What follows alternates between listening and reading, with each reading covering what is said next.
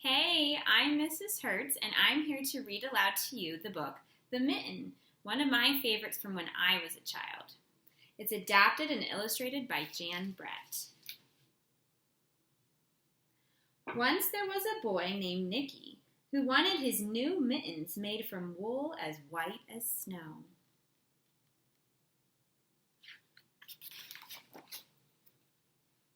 At first, his grandmother, Baba, did not want to knit white mittens. "If you drop one in the snow," she warned, "you'll never find it." But Nicky wanted snow-white mittens, and finally Baba made them.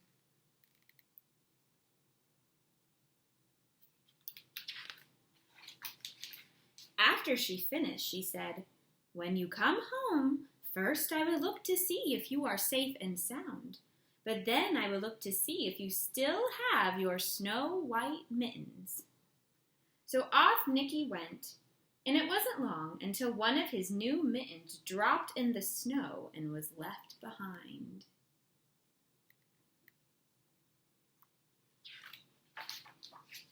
A mole, tired from tunneling along, discovered the mitten and burrowed inside. It was cozy and warm and just the right size, so he decided to stay. What animal do you think is coming next? A snowshoe rabbit came hopping by. He stopped for a moment to admire his winter coat.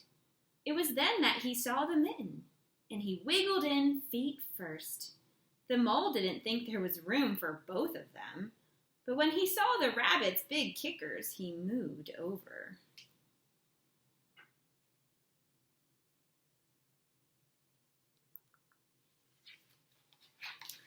Next, a hedgehog came snuffling along. Having spent the day looking under wet leaves for things to eat, he decided to move into the mitten and warm himself. The mole and the rabbit were bumped and jostled, but not being ones to argue with someone covered with prickles, they made room.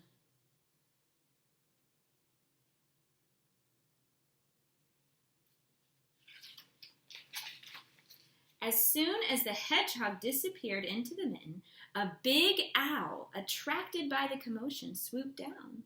When he decided to move in also, the mole, the rabbit, and the hedgehog grumbled. But when they saw the owl's glinty talons, they quickly let him in.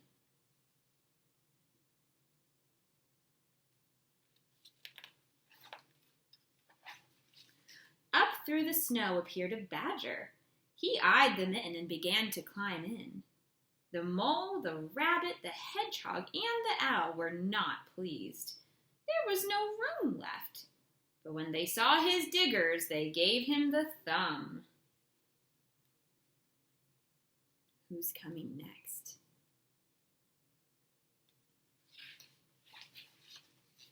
It started snowing, but the animals were snug in the mitten. A waft of warm steam rose in the air, and a fox trotting by stopped to investigate. Just the sight of the cozy mitten made him feel drowsy. The fox poked his muzzle in.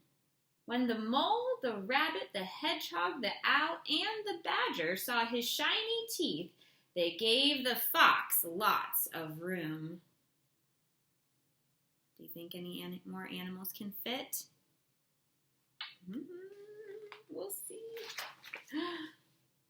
A great bear lumbered by. He spied the mitten all plumped up.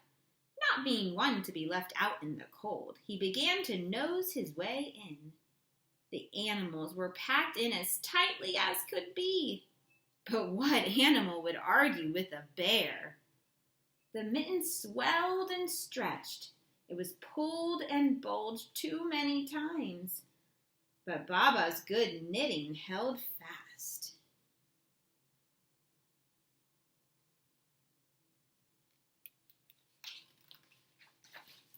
Along came a meadow mouse, no bigger than an acorn. She wriggled into the one space left and made herself comfortable on top of the great bear's nose.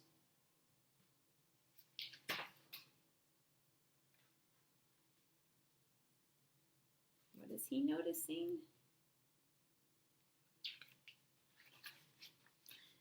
The bear, tickled by the mouse's whiskers, gave an enormous sneeze.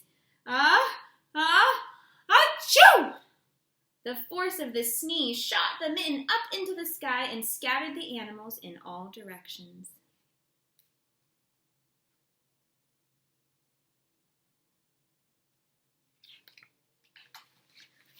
On his way home, Nicky saw a white shape in the distance. It was the lost Mitten, silhouetted against the blue sky.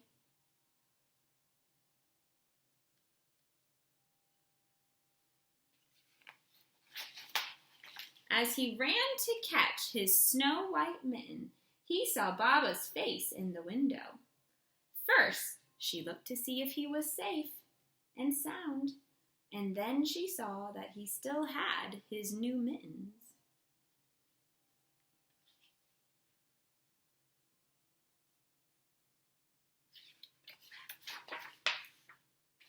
But look, they're not the same size anymore, huh? Thanks for listening to me read this fun, snowy book. Bye.